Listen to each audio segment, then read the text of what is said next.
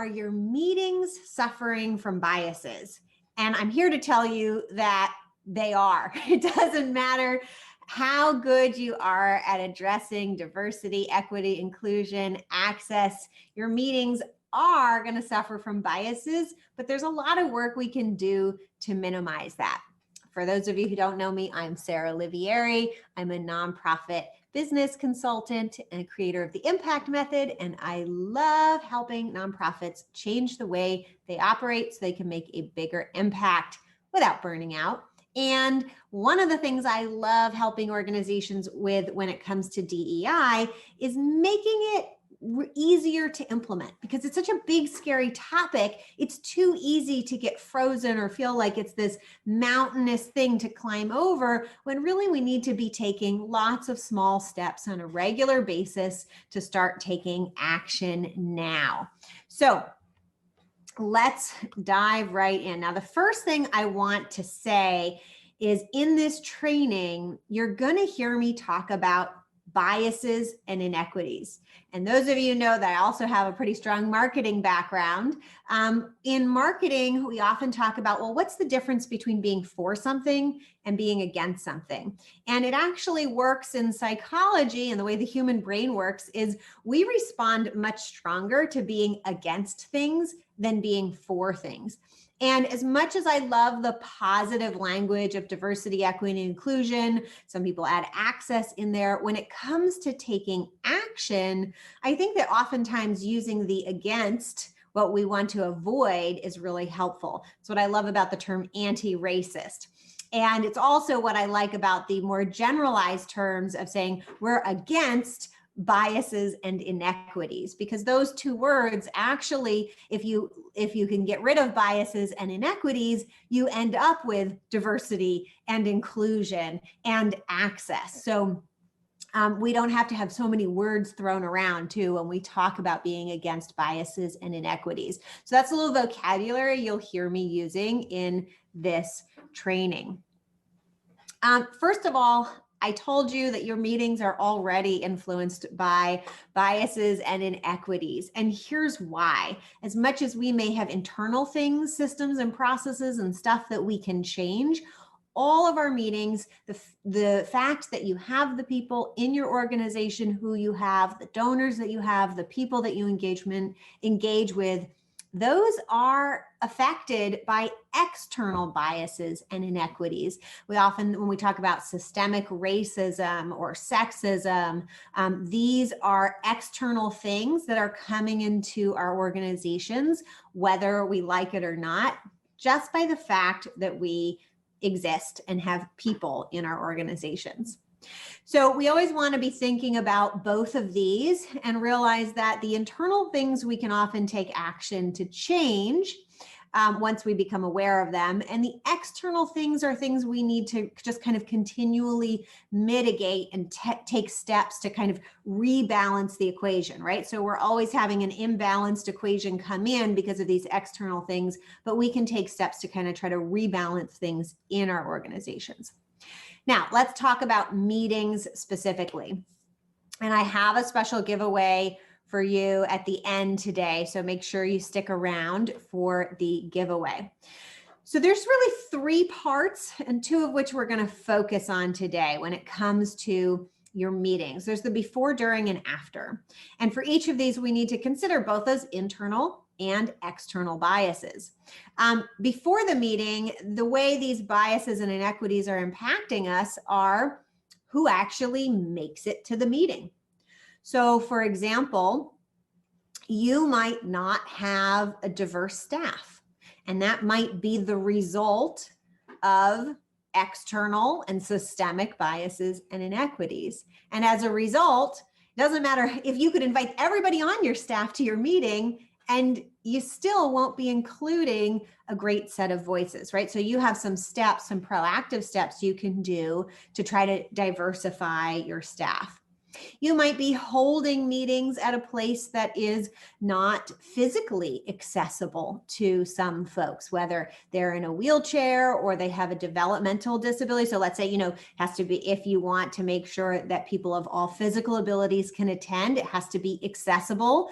Is it up a flight of stairs? Is it hard to get to? Is there no parking? Those are some things to consider. You might also consider if you're dealing with people who may be on the autism spectrum, or other either auditory or visual processing things going on, whether or not you're in a room with fluorescent lighting or lighting that can really trigger someone's ability to be there or someone's ability to communicate in the meeting. That's kind of getting to our next box, right? So are you actually getting the right people to the meeting? And that's something you can work on over time. There's also an element here of getting the right people to the meeting of, how is it the leadership who shows up at your meeting? Is that what this meeting is about? And is your leadership, the makeup of your leadership, being impacted by biases and inequities? It probably is to one degree or another. And if that is the case, well, sure, you could work on changing your leadership. That will take some time, but it's definitely worth pursuing. But you can also think about who else might you include who isn't from the leadership to make sure you're hearing their voices. Or as you dig into an issue in a meeting, are you asking yourself, are we really the right people to even understand that issue? So let's talk about how people are actually heard at the meeting. And this is the one where you can take a lot of steps to get voices heard, right? So sometimes it's a matter of whether or not people speak up. Sometimes it's a matter, and right, that often has to do with culture. Are they going to feel comfortable speaking up? What's the culture of your meetings? There's some well-known things, right? It's been documented many times that women are often spoken over at meetings, right? So they'll speak up and someone else, usually a man, will talk over them. That one can make it less likely for them to be heard. And two, it can make them less likely to speak up in the future because it's not very enjoyable to be spoken over. You might have some people who are naturally quiet and shy. Are they speaking up? You might have people who struggle with verbal communication. Is there an opportunity to provide feedback in writing? Or vice versa. Maybe your meetings are filled, a lot of the content was provided in advance in written reports. Is that accessible in another way? Are you sharing videos that are accessible in different ways? So make sure that people are able to speak up. And again, right, the example of women being spoken over, that's an example of kind of an external, cultural thing that's going on, but you can balance that out with how you approach your culture meetings. A lot of issues around getting people to speak up can be fixed with a little bit of foresight to make sure any advanced information or any information that's being displayed can be accessed in multiple formats, and having an excellent meeting facilitator who is really good at making sure that everybody who seems to have something relevant to share is actually speaking up and saying something. And let me not leave out the fact that it is also great to have a process by which someone who is uncomfortable or unable to speak up can communicate their issue or concern or information to another person, maybe the meeting facilitator, who can present their ideas for them, whether that's for that they don't want to say it themselves because that's harder for them, or that they want to stay anonymous because they have some concerns in that way. The third one I just didn't want to leave out completely, but we're not going to dive into it too much today. But there can be biases. Often this would be something relatively internal when it comes to biases and inequities into what actually gets carried out and how it gets carried out, right? So are some people's concerns and issues and solutions that you identify or things you decide on in your meetings, are some things getting acted on more than others?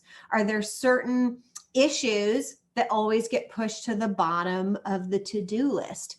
Are there people who aren't leaders, aren't decision makers, coming to the meetings, addressing concerns, and then because it's not the leaders themselves who have concerns, are those issues kind of falling off getting addressed after they've come out at a meeting? So that's something to watch out for. It's really something to change in your leadership structure. For those of you who heard me talk about distributed leadership, that is one way to really kind of nip this problem in the bud, because you have many more decision makers in your organization. So really addressing every level of concern. It's always somebody accountable for it. But if you have a very hierarchical structure, you might be more prone to this kind of issue. But the fix really has to do with your leadership or organizational structure, not necessarily in the meetings themselves.